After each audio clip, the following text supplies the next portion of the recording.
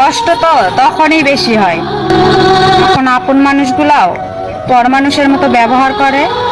জোর করে কখনো কারো আপন হওয়া যায় না, আর আপন মানুষকে কখনো জোর করতে হয় না।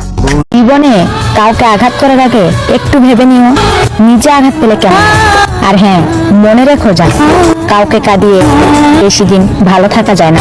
ভদ্র ব্যবহার করা উচিত, তবে বেশি ভদ্র হওয়া ঠিক না। নিজের মতো থাকতে শিখো, ভালো থাকবে। কারো মনের মতো হতে যেও, তাহলে দেখবে নিজের ভালো থাকাটাও হারিয়ে ফেলছো। আমি এমন একটা তুমি চাই যে সবসময় আমার মিস করবে। আই মিস ইউ জান। এই গরমে সবকিছু অসহ্য লাগে, শুধু তোমারই ভালো লাগে। আমি তো তোমার চোখের মণি ছিলাম, এখন কেন বালির কোনা?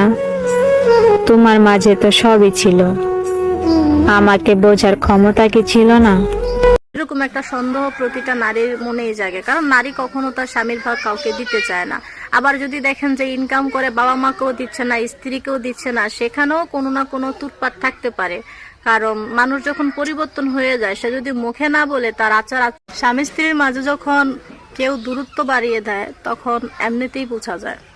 একজন পুরুষ যখন তার স্ত্রীকে অবহেলা করে, যদি সে দূরে থাকে, নিয়মিত ফোন দিবে না, খোঁজ খবর নিবে না, যদি জিজ্ঞেস করে তুমি আমাকে কল দাওনি কেন, বলবে যে সময় যদি সপ্তাহে মাসে 15 দিন বা 2-1 মাসে বাড়িতে আসার সুযোগ হয়, তবু আসে না। যে পুরুষ দেখবেন প্রতি সপ্তাহে একবার হলো তার স্ত্রী 3 মাসও বাড়িতে না আসতে চায়, তাহলে বোঝা যায় কি জানেন, নয়তো সে নতুন করে প্রেম করে, আর নয়তো সে। তুমি আমার থেকে সুন্দর মানুষ পেয়েছো, সুন্দর পরিবারও পেয়েছো। সত্যি করে বলো তো, তুমি কি মানসিকভাবে ভালো আছো? টাকা পয়সা সৌন্দর্য থাকলে শুধু মানুষ হওয়া যায় না, মানুষ হতে গেলে একটা সুন্দর মনের প্রয়োজন। যেদিন তুমি একটু মানসিক শান্তি